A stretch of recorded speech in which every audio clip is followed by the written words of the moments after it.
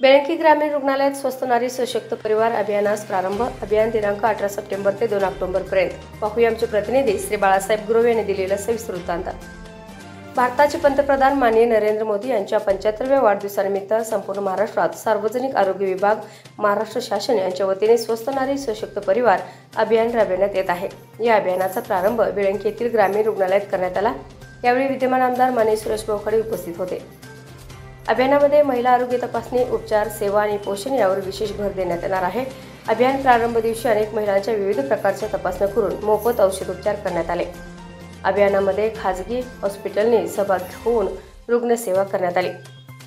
यावेळी जिल्हा शल्य चिकित्सक डॉक्टर विक्रमसिंह कदम, बेळंकी ग्रामीण रुग्णालय वैद्यकीय अध्यक्ष रतिनंद कांबळे, वैद्यकीय अधिकारी doctor Arjun Patil, doctor Kishore Kadam, doctor Supriya Sadgar, Belanki ग्रामीण रुग्णालयाचे सर्व अधिकारी, कर्मचारी, अंगणवाडी सेविका, आशा वर्कर या सर्वांनी सहभाग घेतला होता।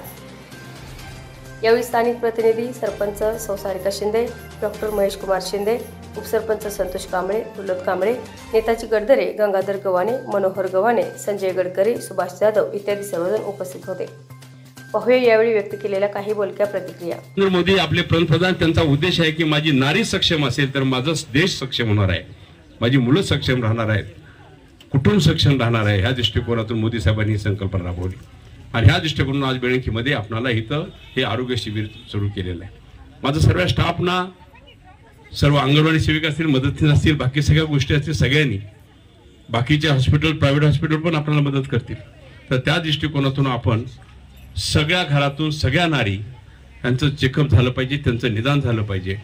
परमेश्वरच्या कृपेने सगळ्या तंदुरुस्त असायला पाहिजेत। पण एखादी जर कुठं प्रॉब्लेम झाला असेल, काय असेल, तर त्या हॉस्पिटलला जाऊन त्यांची ट्रीटमेंट करून घेणं। आणि मी आज डिक्लेअर करतो, कोणतीही आजार असला, कसलाही आजार असला, त्याला पैसे लागणार नाहीत। समजलं? आपण फुकट सगळे ट्रीटमेंट करू। आपला देश 100% सुदृढ होईल। आपल्या घरातील आई जर सुदृढ असेल, आपली बहीण जर सुदृढ असेल, तर आपण आपला चांगला देश आपण घडवू शकतो, असं आपल्या सन्माननीय पंतप्रधान महोदयांची नेहमी धारणा राहते आणि त्यांच्या संकल्पनेतून हा शिबिर घेतोय। आताच डॉक्टरांनी सांगितलं की आपण हा 15 दिवसाचा कार्यक्रम आहे। 15 दिवसात आपण या गावातील, या भागातील जेवढ्या स्त्रिया असतील त्यांना आपण या ठिकाणी बोलवून आणावं, त्यांची रक्त तपासणी करावी, त्यांचं रक्त बघावं, बाकी काही तपासण्या असतील त्या कराव्यात आणि या लोकांची तपासणी होऊन त्यांना चांगलं आरोग्य जगण्यासाठी आपण आपल्या संस्थेमार्फत मार्गदर्शन करावं, अशी मी विनंती करतो। भाऊंचं मी खरंच मनापासून भाऊ धन्यवाद मानतो, कारण आमची नेहमी चर्चा होते की भाऊ आपण पालकमंत्री झाला आणि आमच्या आरोग्य विभागाला चांगले दिवस आले।